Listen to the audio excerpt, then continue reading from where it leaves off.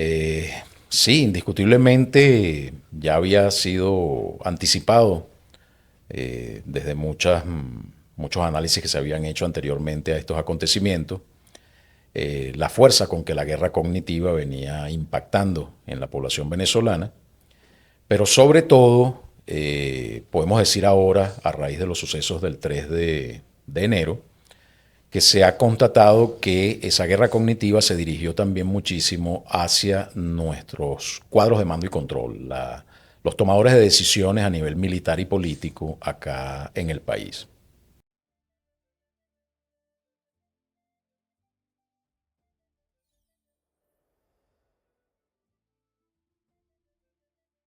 Hola, hola, ¿qué tal? Esto es América Dialoga, un espacio para la interculturalidad desde una visión pedagógica por la vida y la justicia, en la señal de Oyeven 106.9 FM para volver a la radio, la alternativa ecológica. En la coordinación de producción, Angélica Miró, Fran Tobar en la dirección general, todas y todos bajo la filosofía del movimiento ecologista venezolano MEVEN.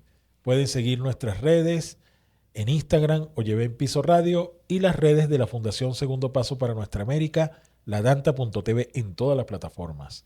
Este servidor, Ricardo Romero Romero, tiene como invitado a Luis Enrique Gabasud. Luis Enrique Gabasud es investigador en ciencias sociales. También ha trabajado mucho el tema de la guerra cognitiva, ha trabajado el análisis de medios y es importante una perspectiva de lo geopolítico en torno a lo que está ocurriendo o está aconteciendo en Venezuela por las agresiones imperiales, donde, bueno, han hecho un ataque sin precedentes y qué hacer, digamos, qué tenemos que hacer en el sentido de esa gran pregunta que contestaba Lenin, ¿no? El qué hacer ante una forma de, eh, si se quiere, de hacer la guerra nueva.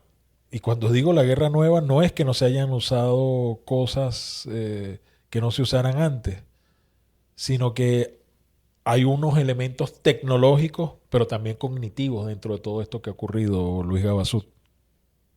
Correcto, buenos días, Ricardo, y un saludo a la prestigiosa audiencia de Oyeven. Gracias por la invitación. Eh, sí, indiscutiblemente ya había sido anticipado desde muchos análisis que se habían hecho anteriormente a estos acontecimientos, la fuerza con que la guerra cognitiva venía impactando en la población venezolana, pero sobre todo, podemos decir ahora, a raíz de los sucesos del 3 de enero, que se ha constatado que esa guerra cognitiva se dirigió también muchísimo hacia nuestros cuadros de mando y control, los tomadores de decisiones a nivel militar y político acá en el país. Y el objetivo de la guerra cognitiva, como lo señala el manual de la OTAN al respecto, es precisamente inducir en error al tomador de decisión eh, para que una vez que se ejecuta la acción militar, esta acción militar tenga las mayores probabilidades de éxito posible, ¿no? Y eso en buena medida es lo que nos ha ocurrido acá en Venezuela. No solamente, digamos, a nuestros tomadores de decisiones, sino al pueblo en general, porque todos nos formamos la idea de que la estrategia de Estados Unidos, si ocurría finalmente la invasión militar, que siempre fue una posibilidad y que todos estábamos conscientes de que podía ocurrir en cualquier momento, eso iba a ser con el modelo que todos creíamos que iba a promover o facilitar una guerra popular prolongada en Venezuela, una guerra simétrica, una fuerza de resistencia popular en unión cívico-militar policial, que fue lo que siempre se insistió desde nuestro liderazgo político y militar, pero la forma, la estrategia que se utilizó finalmente con esa acción militar fue muy diferente.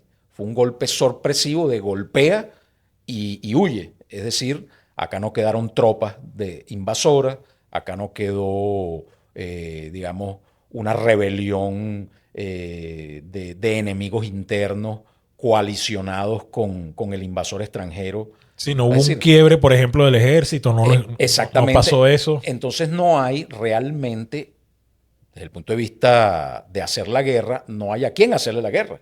Porque el problema es que a pesar de la indignación que En el muchísimos sentido bélico, ¿no? en el sentido bélico, exacto, o sea, no hay, en ese sentido bélico militar, no hay contra quién resistir, porque no tienes a nadie contra el cual dirigir el Kalashnikov, contra el cual, me Usar las explico. AK-47. Exactamente, entonces, en ese sentido fue, y yo me incluyo por supuesto, yo creo que eso nos sorprendió y nos dejó atónitos por completo a todos los venezolanos y venezolanas, no solamente a nuestros dirigentes, sino al pueblo en general, ¿no?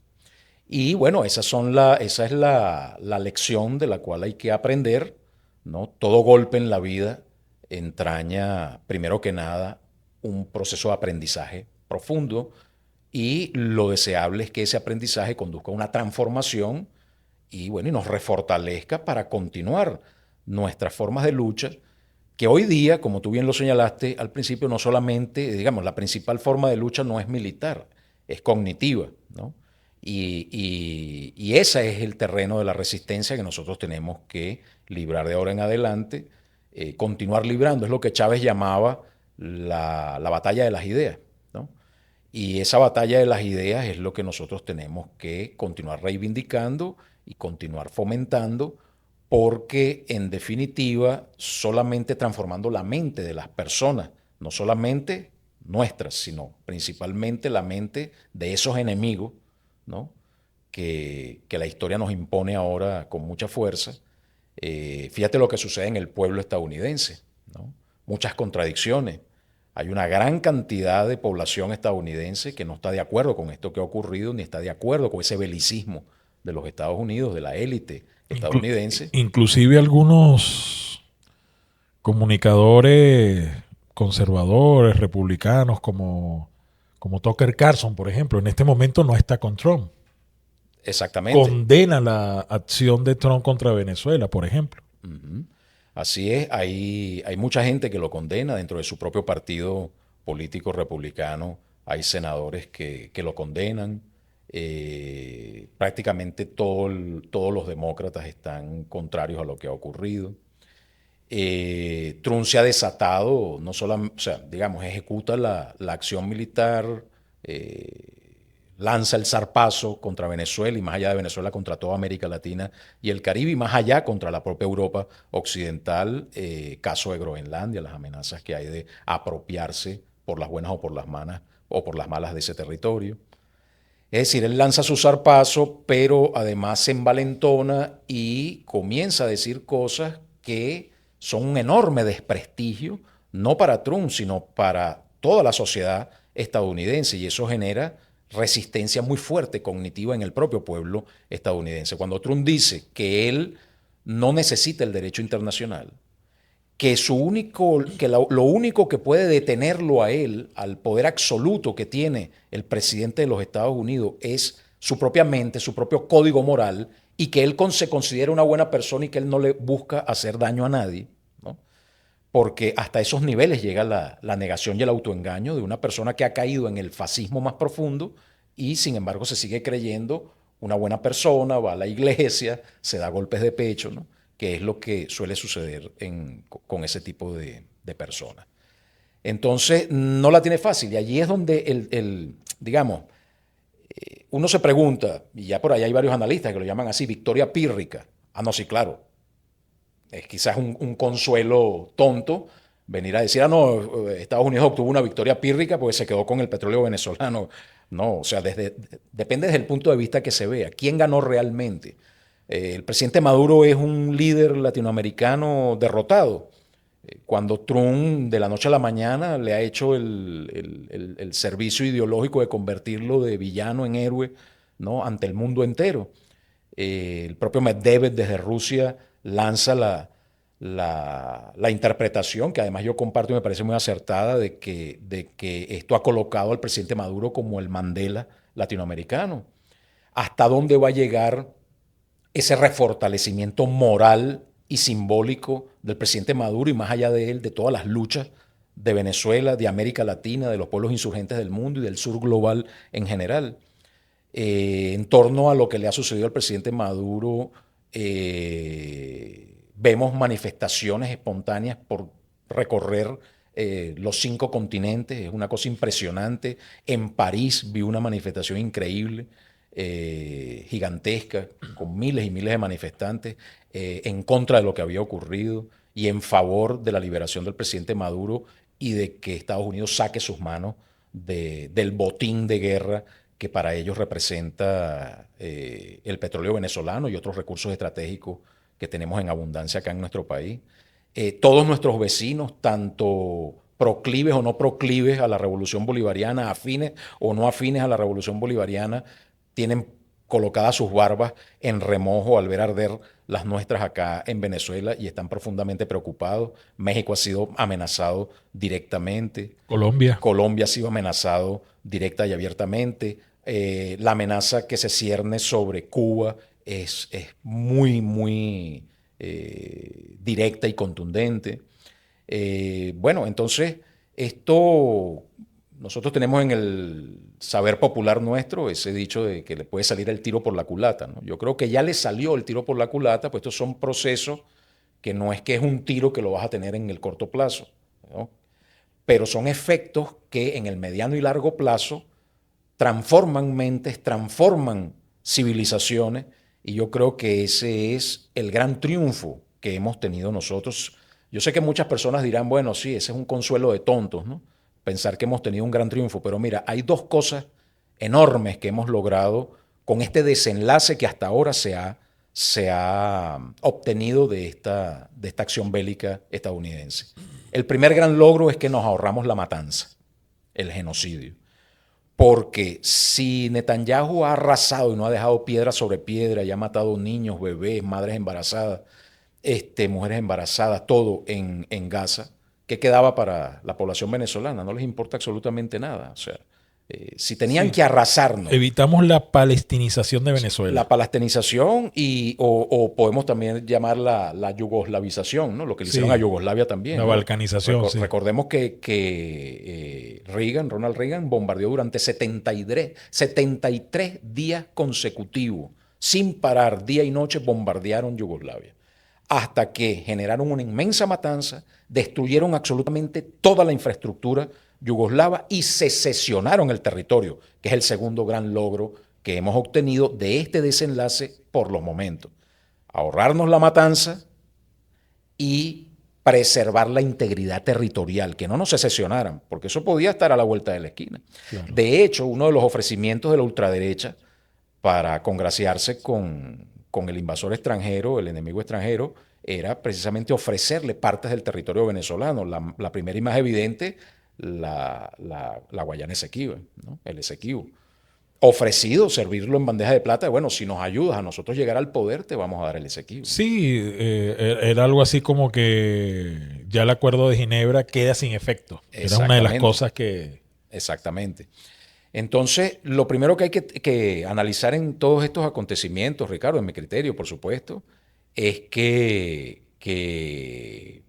nos indujeron un error en el pensamiento, en la forma de analizar los hechos, y nos confundimos, creímos que la estrategia de Estados Unidos iba a ser tal que si lo hacía, podía generar una guerra popular prolongada de resistencia activa en Venezuela, y como digamos que su estrategia impide eso, es decir, evita eso. Sí, pensamos que la estrategia de cercarnos, de colocarnos el 25% de su flota del Pentágono en el Caribe, iba a generar una revolución de colores, y nosotros ya estábamos seguros de que eso no iba a ser así.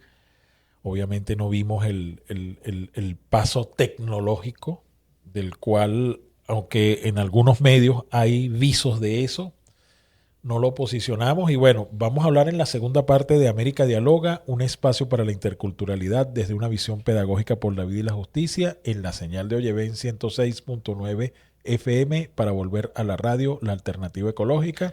Sigan nuestras redes en Instagram, Oyeven Piso Radio, y las redes de la Fundación Segundo Paso para Nuestra América, ladanta.tv, en todas las plataformas. Este servidor Ricardo Romero Romero se encuentra con Luis Enrique Gabazut, investigador en ciencias sociales. Bueno, Luis Enrique ha estado analizando los escenarios post a este ataque imperial del 3 de enero. Él estaba hablando de, bueno, el saldo positivo que hay, porque sí hay un saldo positivo de todo esto. Y una de las cosas que dijo es, bueno, preservamos la integralidad del territorio, no nos palestinizaron, no nos balcanizaron, no nos convirtieron en una Libia por los momentos y eso es un gran logro. Eso hay que tenerlo en cuenta.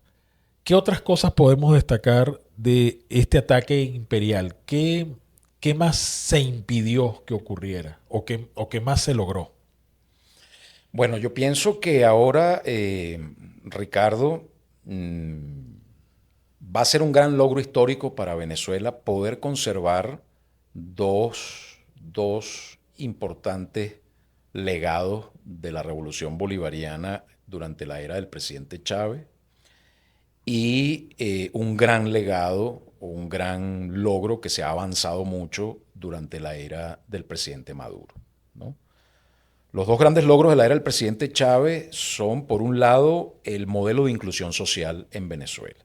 Es decir, las misiones y grandes misiones, el control por parte del Estado de las tarifas de servicios básicos, de las empresas de servicios básicos, correcto. Y, digamos, pues todo ese inmenso logro que representa la educación gratuita, la salud gratuita, ¿no? Muy disminuido en algunos aspectos, por supuesto, a raíz del bloqueo salvaje y la guerra económica y todo eso, pero que suponemos que ahora con la flexibilización de esto, a raíz de la actitud, digamos, de hacer negocios que trae Estados Unidos con relación a Venezuela, pues inclusive el Estado pudiera llegar a contar o disponer de mayores recursos económicos, financieros, para darle mayor piso y mayor solidez a esa política de inclusión social. Entonces, ese es el primer aspecto y es un gran reto también para la presidenta Delcy Rodríguez y toda su administración, lograr conservar eso a pesar del control por la fuerza del poderío militar que tiene en este momento Estados Unidos, digamos, sobre la toma de decisiones o de algunas decisiones a las que forza al gobierno venezolano para él, bueno, satisfacer los intereses y la voracidad que tiene por energía y por recursos estratégicos acá en nuestro país. Entonces ese es el primer gran reto. Y el segundo es la preservación del Estado comunal, es decir, las estructuras del poder popular, todo lo que son las comunas, ¿no? Los consejos comunales, los CLAP, los sistemas de distribución alternativo, el empoderamiento de las organizaciones de base del poder popular, la toma de decisiones a nivel de las más pequeñas comunidades en su realidad, en su territorio, en su eh, cotidianidad. Eso es el germen verdadero que construye un cambio civilizatorio desde abajo, ¿no? ¿Hasta dónde se permitirá que eso se preserve? Yo pienso que va a depender de la permanencia o del control del poder político en Venezuela por parte de la Revolución Bolivariana. ¿Ok? Entonces, esas son dos cosas en las que hay que concentrarse. Pero te hablaba de un gran reto, logro y que hay que fomentar que se ha derivado de las luchas que ha dirigido o ha encabezado el presidente Maduro después de la muerte del presidente Chávez, y ese ha sido la superación del rentismo petrolero. Por supuesto, el rentismo petrolero no se ha superado, ¿no?, en su totalidad, pero hay importantísimos avances que no deberían perderse y que hay que luchar para que se preserven, como todo lo que se está logrando en materia agrícola en Venezuela, y enfocarnos hacia ese sector de producción primaria, agrícola, vegetal y animal, que es lo que en definitiva constituye la verdadera fortaleza de una nación, de una sociedad, de una economía. El petróleo para Venezuela ha sido siempre, incluso llegó a denominarse, hay quien lo denomina una maldición, el excremento del diablo, la maldición de los recursos, la maldición del oro negro, ¿no? El desagravio del petróleo tiene un... El desagravio del petróleo. Es decir, el petróleo para Venezuela, y yo creo que todos los venezolanos, y más ahora a raíz de estos últimos acontecimientos, pero ya desde hace mucho tiempo, produce emociones y sentimientos muy ambivalentes, en el sentido de que por un lado, digamos, ha sido algo bueno, positivo, pero por otro lado sabemos que nos ha traído demasiados problemas, demasiadas tragedias, incluso esto último que ha ocurrido, la más grande tragedia, pero también toda la tragedia y todas las muertes, pues se habla de 100 muertes que ocurrieron ahora en la más reciente acción, pero con la guerra, desde que empezó la guerra económica y el bloqueo comercial, económico y financiero tan brutal que hemos tenido, ha habido miles de muertes en Venezuela. Cuidado, algunos las contabilizan en cientos de miles de muertes asociadas al bloqueo. Claro, y hay que contabilizar incluso hasta la gente que murió en el Darién, porque es gracias al bloqueo que mucha gente se fue y murió, por ejemplo, allí. Exactamente. Entonces, toda esta tragedia, digamos, estas penurias por las que hemos pasado, quiéralo o no, directa o indirectamente, están atados o ligados causalmente al petróleo. Entonces, hay que verlo siempre con mucha perspectiva, con mucha filosofía. Las naciones no necesitan un botín del tesoro enterrado para lograr su desarrollo y para autorrealizarse y para ser felices. Como han sido muchas naciones que no lo tienen hasta el día de hoy, y fíjate cómo vemos, si nos ponemos a sacar un inventario de los recursos que tiene Japón, por poner un ejemplo, y no lo digo en el sentido porque Japón es otro que en su momento tenía la pistola en la 100 y fíjate, ellos internamente han tenido un desarrollo social, no es un desarrollo socialista porque lo sabemos, ni siquiera socialdemócrata, pero hay un estado social en Japón y eso no se puede negar y eso lo han logrado los japoneses, eso no es una cosa que le han impuesto los gringos, eso lo han logrado ellos y traigo ese ejemplo. China estuvo en una situación crítica, difícil. Recordamos que, bueno, con el ascenso de la Unión Soviética y de la hegemonía que tuvo la Unión Soviética en ese momento, China se pudo fortalecer y construir su propio modelo y bueno, fíjate lo que ha logrado. En este momento está por convertirse en la primera potencia mundial y que es una de las pocas potencias autárquicas. No necesitan de nada de afuera, salvo nutrirse de cierta energía, obviamente petrolera, bueno, pero China no depende de lo que Estados Unidos haga o no haga, no depende en lo absoluto. Entonces, te pregunto, Luis, a sabiendas de que tenemos esta situación, ¿no crees que también hay otras formas hay otros retos que tenemos? Te voy a poner un ejemplo, el boicot de desinversión. ¿Cómo contribuiría un boicot de desinversión y en qué áreas específicas nosotros, como personas, como pueblo, podemos hacer efectivo algo que, si se quiere, les puede doler un poco en el bolsillo a los gringos? Bueno, yo creo que ha habido mucho de eso, incluso ni siquiera propiciado por nosotros acá en Venezuela, sino por ellos mismos, ¿no? Antes de que comenzara, mira, a nivel del año 2012, todavía en el año 2013, acá en Venezuela había más de 900 filiales de empresas transnacionales en todas las áreas, no solamente petroleras, sino en todas las áreas.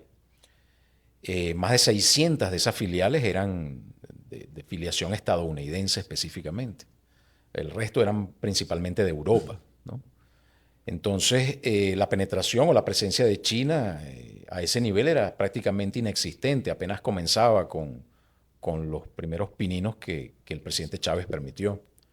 Entonces, ellos mismos se fueron del país en un boicot económico gigantesco, una guerra económica propiamente, que nos aplicaron desde muy temprano, ¿no? Desde ya en vida el presidente Chávez, todavía en vida, ya la guerra económica estaba en pleno desarrollo. Entonces, esos boicots de consumo, boicot de desinversión, digamos, es una forma de lucha, ¿no? Pero toda forma de lucha tiene que tener un objetivo estratégico, es decir, claro, ¿para lograr qué? Pero me refiero a lo siguiente, ¿no? Fíjate, te voy a poner un ejemplo básico con el tema de las colas. a pesar de que tenemos marcas nacionales como la Club, entre otras, el venezolano sigue consumiendo mucha Coca-Cola y mucha Pepsi-Cola. Además del daño comprobado que hace a la salud, seguimos alimentando grandes capitales. Estoy poniendo ese ejemplo como un ejemplo cotidiano. Yo escuché de una cifra que es una cifra astronómica de lo que consumimos en esas cosas, y consumimos tantos refrescos como agua a la par. O sea, si un venezolano promedio consume 2 litros de agua, eh, digamos, para su consumo personal, el consumo de refresco está sobre el litro y medio. O sea, es algo impresionante lo que se consume. ¿No crees tú que, estoy poniendo solamente el ejemplo de la Pepsi-Cola o de la Coca-Cola, hay muchos otros ejemplos, pero específicamente ¿tú crees que eso no contribuye a un objetivo, por ejemplo, de debilitar ese consumo, de no promoverlo desde el Estado, de nosotros prepararnos para ver, bueno, con qué sustituimos eso? Eso es perfectamente sustituible por un papelón con limón o por un jugo de piña, por ejemplo. Pero de eso vamos a seguir hablando en la próxima parte de América Dialoga, un espacio para la interculturalidad desde una visión pedagógica por la vida y la justicia en la señal de Oyeven 106.9 FM para volver a la radio, la alternativa ecológica. Estamos acá conversando con Luis Enrique Gabasut, quien es un investigador en ciencias sociales. Y bueno, vamos a seguir hablando de esas formas de resistencia, de poder enfrentar una guerra asimétrica. En América Dialoga, un espacio para la interculturalidad desde una visión pedagógica por la vida y la justicia en la señal de Oyeven 106.9 FM para volver a la radio, la alternativa ecológica. Recuerden seguir nuestras redes en Instagram, Oyeven Piso Radio, y las redes de la Fundación Segundo Paso para Nuestra América, ladanta.tv, en todas las plataformas. Este servidor, Ricardo Romero, tiene como invitado a Luis Enrique Gabasut, investigador en ciencias sociales. Luis Enrique también ha seguido este tema de las guerras multimodales, las guerras cognitivas. Yo estoy de acuerdo un poco con lo que dice José Roberto Duque y también Eder Peña, de que realmente lo que hay es una guerra, ¿no? Y los otros son formas de agresiones. La cognitiva, quizás la principal, aunque parezca mentira, que es primero lo cognitivo que lo bélico, ¿no? Y eso inclusive lo decía nuestro libertador Simón Bolívar, que nos han dominado más con las palabras que con la fuerza, ¿no? Nos han dominado más con el pensamiento, con las ideas, que con la fuerza.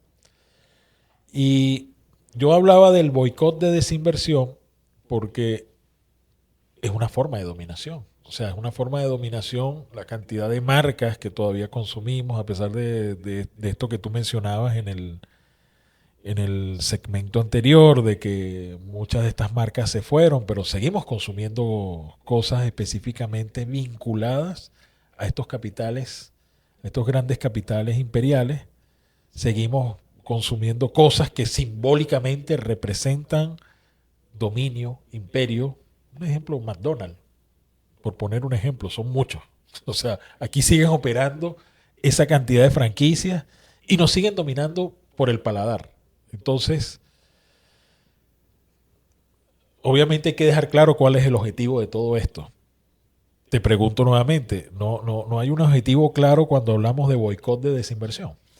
Claro, si lo interpreto de lo que vienes exponiendo, que efectivamente ese es uno de los elementos centrales de la guerra cognitiva, es la guerra cultural. Es el ataque directo a la identidad nacional, a la identidad cultural, ¿no? Entonces, cuando yo hablaba de batalla de las ideas para afrontar o enfrentar esta guerra cognitiva, quiere decir que no solamente hay que enfilar las baterías desde el punto de vista de la interpretación política y geopolítica, ideológica del mundo, del modelo político, del modelo económico, del modelo de sociedad, del modelo civilizatorio, sino que más importante incluso que eso es ir a la raíz, como tú bien lo planteas, de nuestra propia identidad, de nuestras tradiciones, de nuestra cultura, de nuestros principios ancestrales, de eso que tanto se burlaban del presidente Chávez, del indigenismo, de los principios ancestrales, ¿no? Una visión aldeana de la bucólica del mundo y de la sociedad, no, es que por ahí es que te atacan, ¿no? Entonces terminas tú abrazando la fe del enemigo, la fe del invasor, la fe de la persona que te ha humillado, que te ha golpeado en la autoestima, que te ha sumido en un estado de postración psicológica como nación, como sociedad, que se apodera antes que de tus recursos. Eso es lo menos importante, que se apoderen de tus recursos, es que se apoderan de tu alma, se apoderan de tu mente, de tu psique, y luego ya te controlan completamente, ya tú en lugar de ser un venezolano eres un estadounidense, ¿ves? Entonces es necesario que se insurja de esa manera. Pero un estadounidense de segunda. Sí, pero y esa es una insurgencia. O de tercera, porque inclusive te piden $15,000 ahorita para... bueno, claro. Eres un estadounidense de tercera. De tercera, sí. Entonces, esa es una insurgencia que sí ellos no pueden pelear contra ella. Porque no hay misil que ataque, digamos, la manera de pensar y los gustos, hábitos de consumo de una familia. Entonces, una familia que ha decidido insurgir de esa manera está transformando el mundo, ¿no? Era un poco como que basta con el número 1 para tú cambiar el mundo. Una sola persona, un solo acto, lo que tú haces, lo que tú tienes al alcance para tú hacer, para resistir, lo primero es eso, es preservar tu identidad, preservar tu cultura, preservar tus tradiciones. Y eso está profundamente amenazado en este momento y es muy importante que hayas traído a colación ese enfoque, Ricardo, en este momento, porque eso viene una andanada. Viene más propaganda. Impresionante de y los algoritmos van a estar de la marca. Mira, ya lo anunciaron, fíjate. Estaba conversando hace unos días con un compañero experto en el tema petrolero y de la historia del petróleo en Venezuela, y él me decía que una de las cosas que habían impuesto, además de estas grandes corporaciones que se instalaron desde la Creole, todas estas empresas que, bueno, empezaron aquí. Una de las cosas que impusieron fue un modelo de consumo llamado comisariato. El comisariato era donde compraban los propios obreros de la industria petrolera para no salir de los campos. Incluso les tenían unas viviendas de tipo temporal. Entonces tú vivías allí y no tenías que salir afuera a comprar, sino que todo lo comprabas allí. ¿Pero qué comprabas allí? Puros productos gringos. Claro. Entonces nos quieren imponer nuevamente un modelo de comisariato en el país donde nosotros solamente consumimos lo que va a venir de Estados Unidos. Eso ya lo anunció Trump y Marco Rubio, ¿no? Entonces, vemos que viene una arremetida cultural. Es lo que estamos viendo. No es solamente esta agresión, que ya nos pusieron en claro que si seguimos nosotros bajo otro camino, nos van a llenar de misiles como hicieron con Libia. Pero ahora nos van a bombardear con muchos productos que sacamos, que logramos sacar del país. Muchas cosas que nosotros no comercializábamos, que ya habíamos nosotros por completo. O sea, ya tú no llegabas a un supermercado como antes, donde, bueno, veías todas esas marcas y, bueno, yo tengo que consumir Ace o tengo que comprar Ariel. No, ahora uno compra Livet o cualquier otra cosa que finalmente es lo mismo, ¿no? Pero ya no es tributario a esos capitales. Entonces, ¿cómo prepararnos ante eso que viene, Luis Enrique Gabasut? Mira, y allí es interesante que la presidenta, cuando nombró a Calixto Ortega recientemente como vicepresidente del área económica y financiera del país, enfatizó mucho la integración entre el motor agrícola y el motor comunal, ¿no? Y también el motor manufacturero, industrial. Pero fundamentalmente esa fusión entre lo agrícola y lo comunal, ¿no? Yo creo que allí es donde está la clave, ¿no? Allí es donde está la clave. Por supuesto que esa es una andanada que va a ser muy difícil de de impedir, aun cuando hay que matizar bien esto, ¿no? Y informar claramente que hasta dónde llega el alcance de lo que está planteado con Estados Unidos en términos del petróleo y del consumo de productos estadounidenses en este momento. Lo que se ha dicho es que lo que provenga de la venta del petróleo será utilizado para la compra de mercancías estadounidenses, incluyendo partes, piezas y componentes y capital tecnológico del sistema eléctrico nacional. Lo que debería preocupar en todo caso no es que sea así, porque de hecho la mayoría todavía de las grandes infraestructuras tecnológicas en Venezuela, electricidad, agua, telecomunicaciones, etcétera, siguen siendo equipos occidentales, no solamente estadounidenses, sino europeos, que vale decir lo mismo, ¿no? No es eso lo que debería preocupar, sino que al tener intervención en el sistema eléctrico, si lo que se va a plantear es una reprivatización de esos servicios básicos, que eso sí sería terrible para Venezuela, como lo es para tantos países del mundo que están sometidos a los tarifazos y a la dependencia de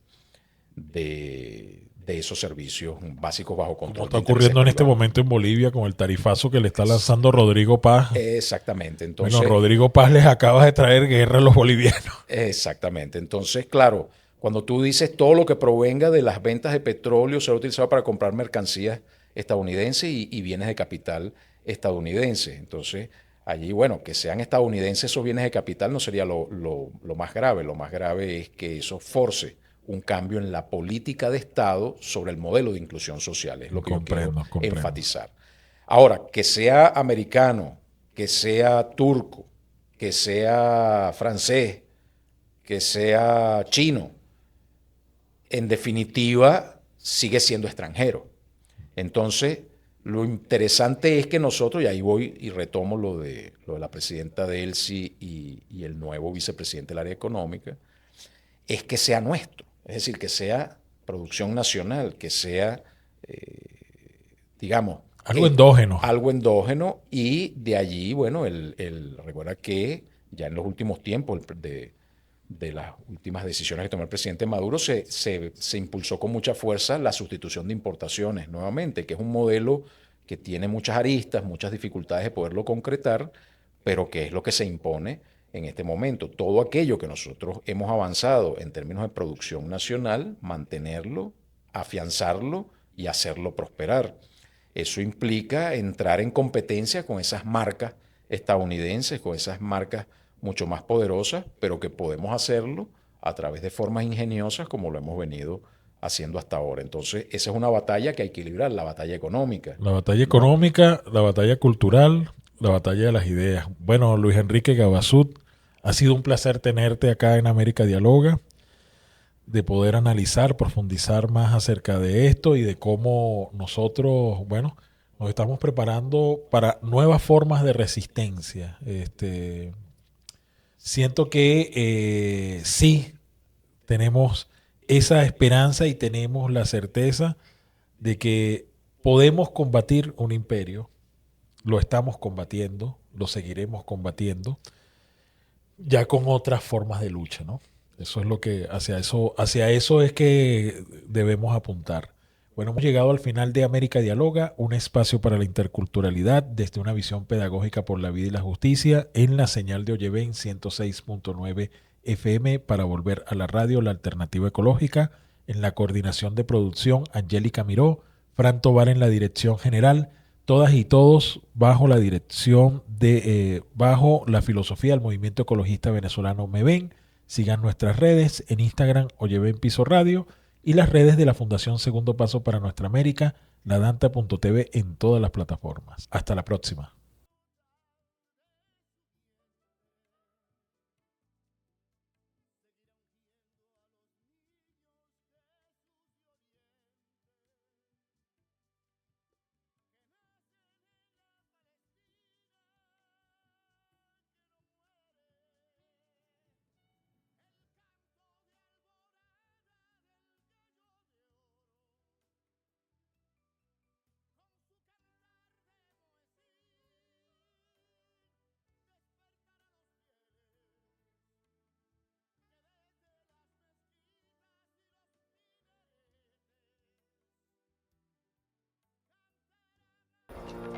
Suscríbete, toca la campana, dale me gusta y comparte.